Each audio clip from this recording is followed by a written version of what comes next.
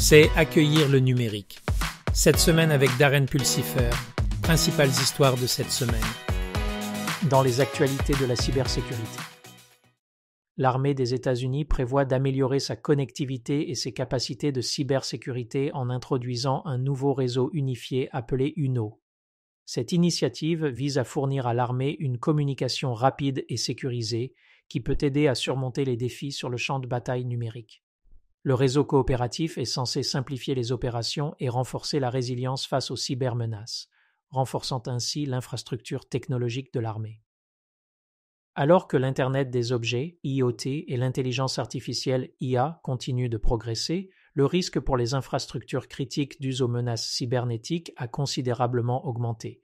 Les experts en cybersécurité soulignent la nécessité de meilleures mesures de sécurité pour se protéger contre ces menaces. Ils comptent sur l'intégration de l'IA et de l'apprentissage automatique pour améliorer la détection et la prévention des nouvelles cyberattaques. Ce paysage en constante évolution de la cybersécurité à l'ère de l'IoT et du cloud computing souligne le besoin constant de s'adapter et de sécuriser les écosystèmes numériques. Environ 50% des organisations sondées prévoient de réduire leur personnel de cybersécurité, ce qui soulève des inquiétudes compte tenu des menaces cybernétiques en constante évolution. Cette tendance souligne l'importance d'une gestion stratégique de la main-d'œuvre pour maintenir des défenses numériques solides. Pendant ce temps, certaines autres entreprises ont besoin d'aide pour trouver des candidats appropriés pour remplir leurs postes de cybersécurité vacants.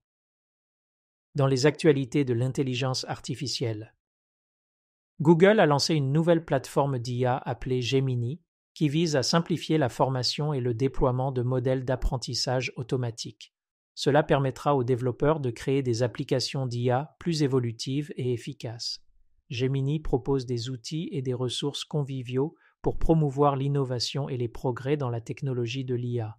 Il cible actuellement 3 offres, Nano pour les téléphones, Pro pour les centres de données sur site et Ultra pour un nuage public basé sur le cloud fronté par Bard. Meta et IBM travaillent ensemble pour développer une norme ouverte pour l'intelligence artificielle visant à promouvoir l'interopérabilité et à contrer l'influence des grands acteurs de la technologie. En favorisant une approche plus collaborative, ils espèrent créer un paysage concurrentiel encourageant l'innovation et la diversité dans la technologie de l'IA. Le PDG d'OpenAI, Sam Altman, a souligné l'importance d'un développement responsable de l'IA après qu'un employé a été licencié suite à des préoccupations concernant le mauvais usage de la technologie d'IA. L'incident met en lumière les défis continus dans l'industrie technologique en ce qui concerne l'éthique et la gouvernance en intelligence artificielle. Dans les actualités de l'informatique omniprésente, AWS et Google critiquent les pratiques restrictives de Microsoft en matière de cloud, les accusant de limiter le choix des clients et l'interopérabilité, ce qui étouffe la concurrence sur le marché.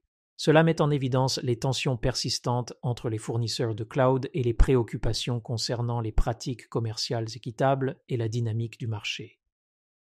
McDonald's et Google Cloud s'associent pour utiliser la technologie cloud et les solutions d'IA générative dans les restaurants McDonald's du monde entier.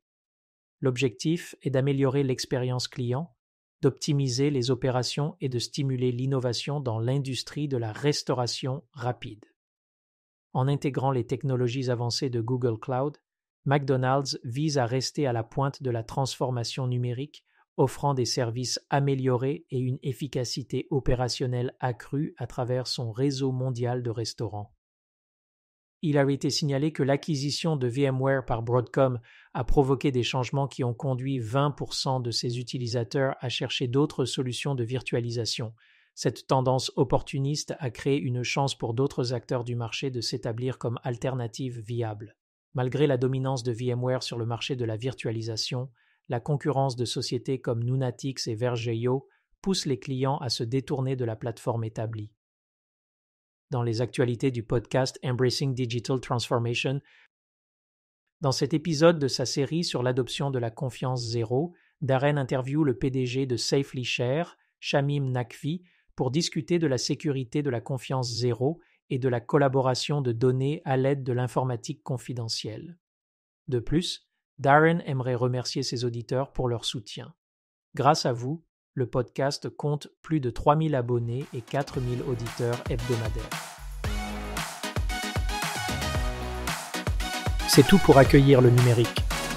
Cette semaine, si vous avez apprécié cet épisode, consultez notre podcast complet hebdomadaire Embracing Digital Transformation et visitez notre site web embracingdigital.org.